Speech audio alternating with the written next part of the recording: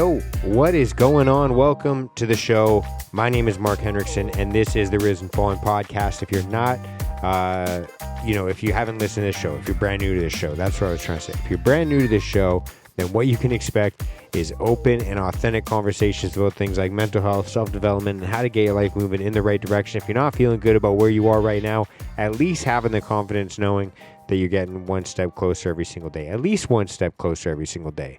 And today is Monday, August the 4th.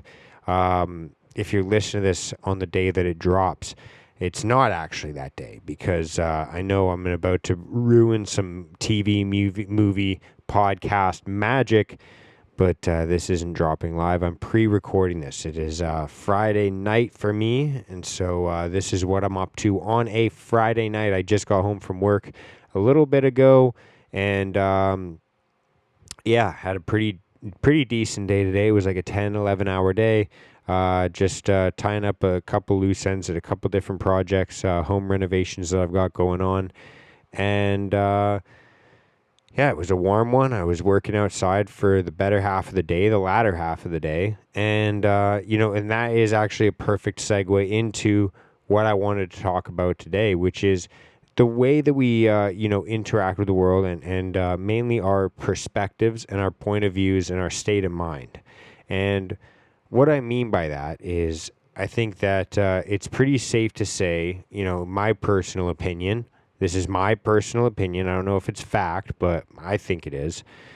Where you're at in life, what you have going on in your life, not every single event per se, but just in general is kind of indicative I guess a better way to say it is kind of like where you almost deserve to be. But I know that can sound kind of harsh and kind of cold because not everybody's happy with where they're at. But where you're at is a result of, your daily habits, your daily behaviors, and ultimately your daily perspective on life, the way that you think about life. And I'm not even talking about just like the law of attraction type of thing, which obviously there is some kind of, what do they say? What's the metaphysical or whatever, physical or something like that.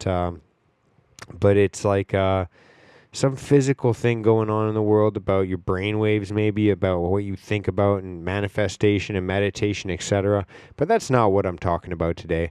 What I am talking about is,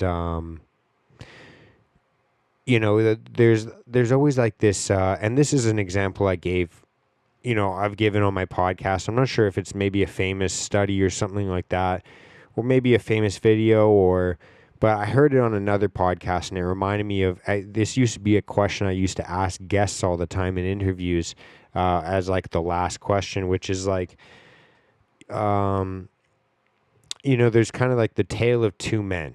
And you could go out, and I've done like a bunch of volunteering on the downtown east side here in Vancouver, handing out food and clothes, etc.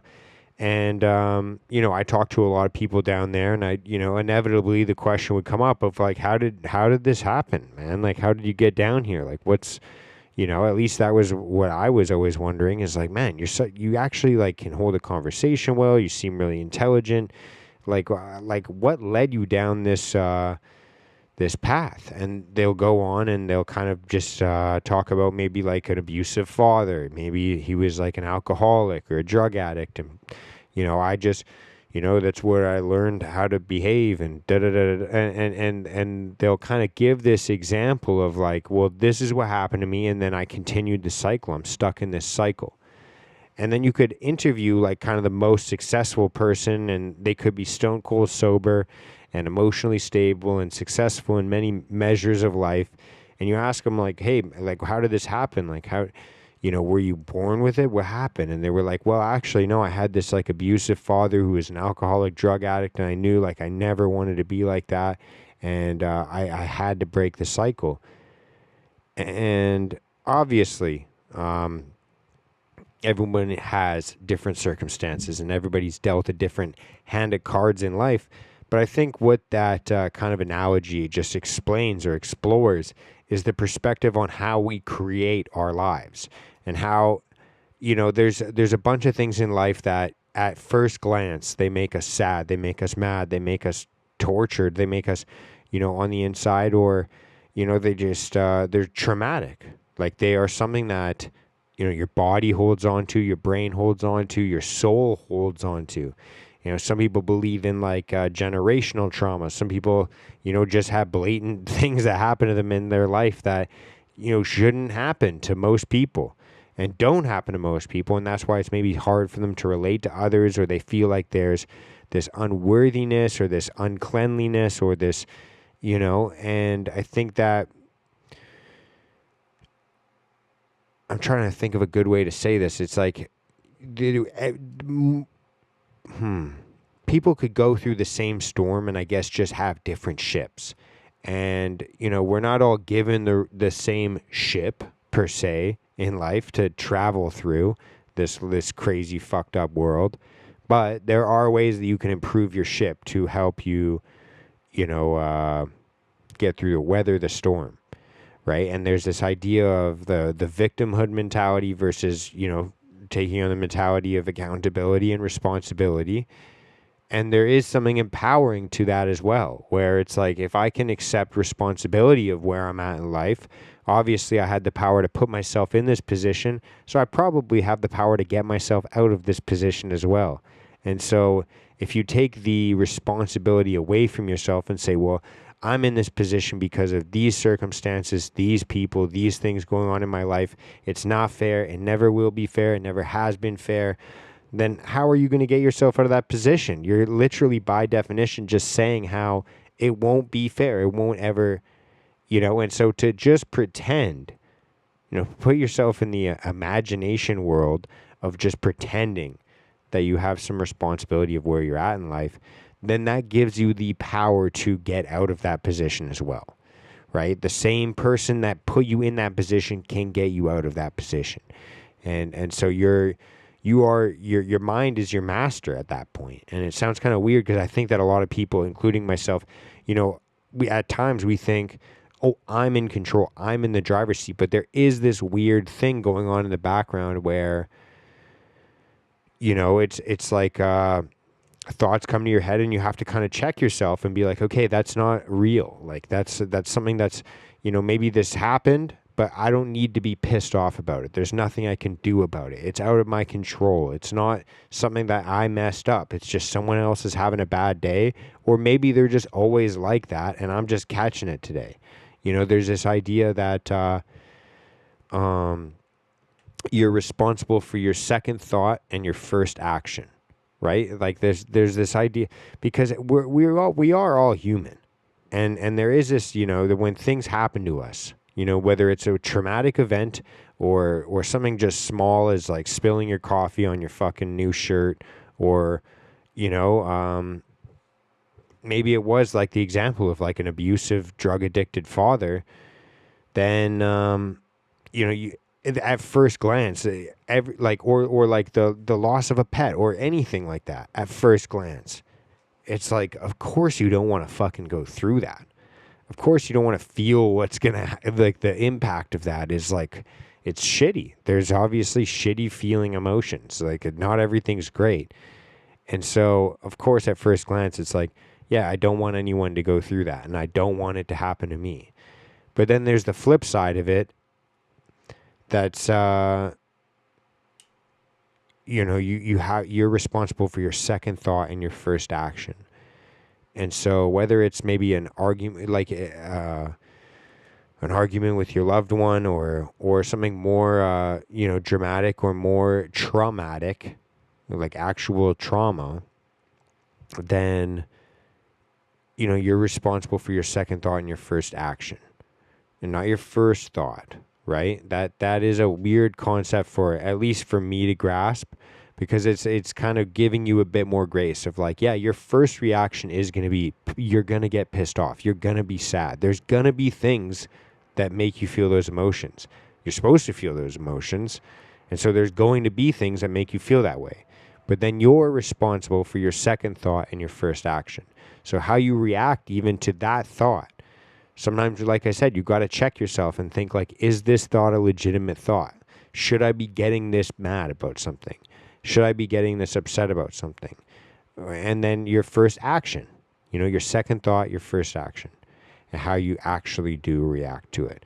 And so, and this kind of even segues as well, like into that the idea of like Stoicism and this I guess misconception of it that it's like all Stoics are just like these cold, emotionless, flawless people that just like react perfectly all the time.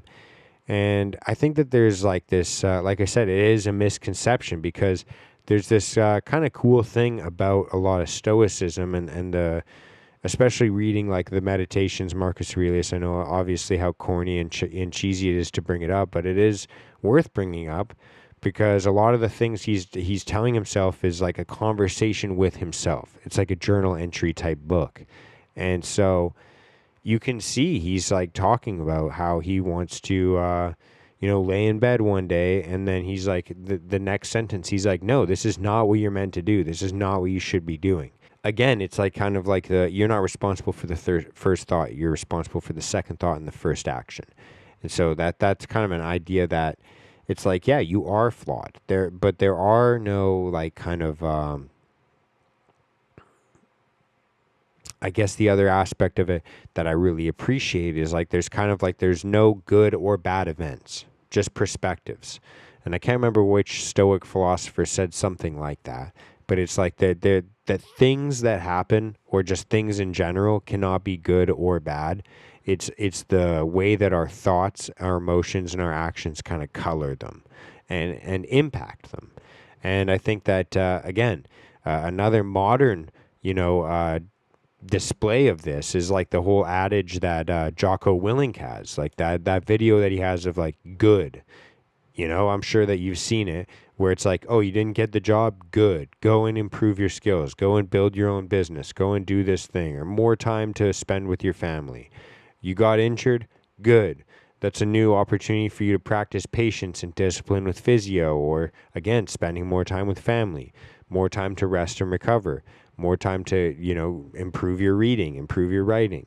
This idea that it has the same roots, and it ties back into the same idea of like, these things are not going to be inherently good or inherently bad. It's the way that we react to them and the perspective that we have on them, and owning that kind of second thought, and really just kind of training that neurological pathway.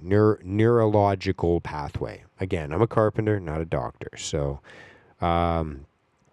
But just understanding you can actually train that like a muscle, and develop it and make it stronger by, again, some people use a journal. Some people record themselves talking and listen back to it. Some people do this. Some people do that. Some people, go to counseling or see a therapist or whatever it is. But a way to just kind of check your own thoughts, to actually view your own thoughts and analyze them, and hear them come back to you off a soundboard of like, oh, actually, I'm not sure if that's legit. I'm not sure if that's valid. I think I need to check that thought. I think I need to, a healthy amount of skepticism to some degree. And a lot of people think that you should always trust every single intuition you have. And I don't know, sometimes there is that gut feeling that you should definitely listen to. I get it all the time where I'm like, yo, I maybe, I can't think of a good example. I guess the best example is like that I had recently is I parked in Vancouver recently, and I get out, I pay for parking, and as I'm parking at the meter, this guy walks by, and he's kind of giving me like a dog, like that kind of like, he's dogging me. Like, he's like looking at me like he's looking for a fight. And I look at him and I'm just like, you good? And he's like, yeah, I'm good. And I'm like, all right, then have a good day, man. Like, keep walking. Like, I don't want to fucking do this. And, yeah, he keeps walking, and I'm just like, yo, I have this instinct, this gut feeling, like, I don't need to go into this store. I'm going to just get back in my truck, because I don't want to come back to a broken window or a slashed tire or something like that. It's, you sometimes should listen to those gut instincts. But there is this idea that maybe you can train your second thought to check yourself, because there are a lot of times where we have that gut instinct of like, oh, this is inherently bad.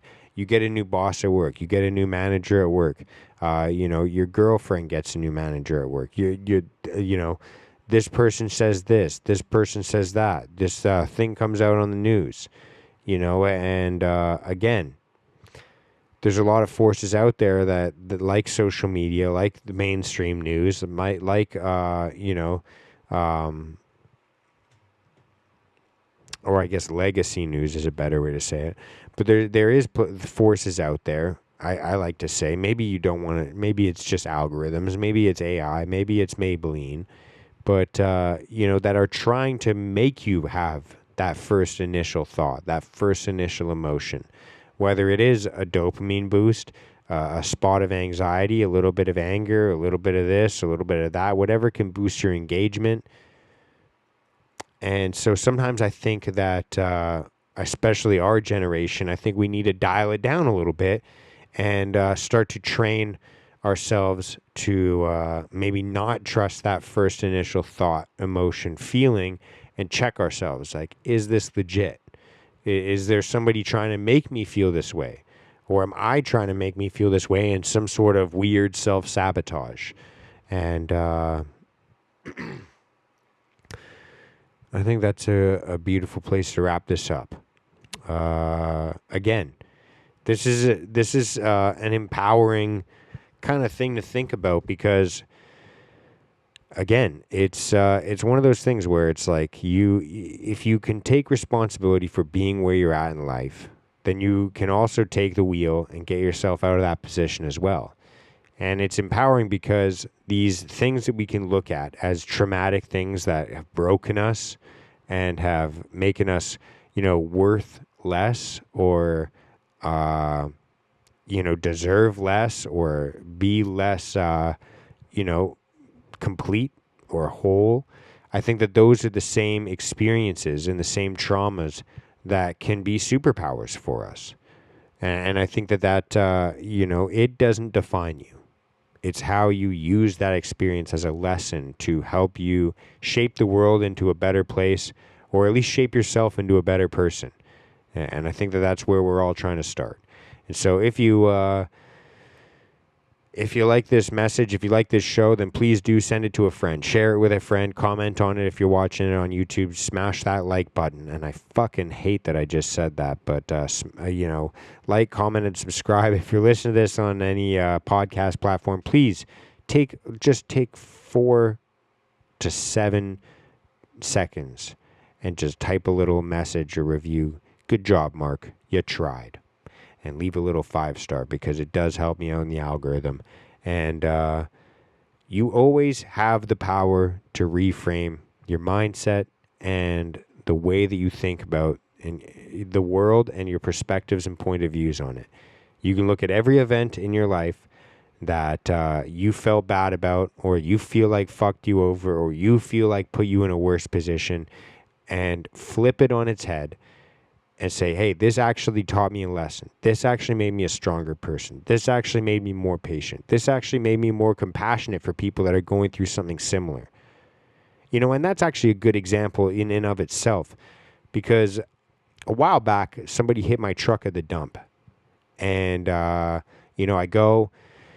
I back my truck in at the dump. I start to dump the trailer, and then this guy he fucking hits my truck. And so the window breaks, the door's fucked, and I had to tape a garbage bag up to my window to keep the rain out, because it's Vancouver. And so ever since that experience, every time I see somebody, because driving with a garbage bag on your window, dude, that sucks. And so now every time I see somebody that has a garbage bag on their window, I have instantly more compassion. I'm like, dude, he's going through it, dude. And it sucks. And I've been there. And so every time instead of judging them, being like, oh, fuck, dude, what a, that car belongs on the downtown east side, or in fucking, whatever. But now I look at them and I'm like, dude, that sucks. I've been there, man. And maybe I was just a piece of garbage before, but sometimes it takes, going through something like that to get to the point where you can just say, like, hey, man, I can have some more sympathy for other people. I can understand, what that feels like, and it's not good. It's not fun, and there is a little bit of shame involved, and sometimes to shape us into a better person. So, on that note, I think that's a beautiful place to wrap this up. I will catch you guys next week. Much love. Peace out. See you next Monday. Love you all. Bye.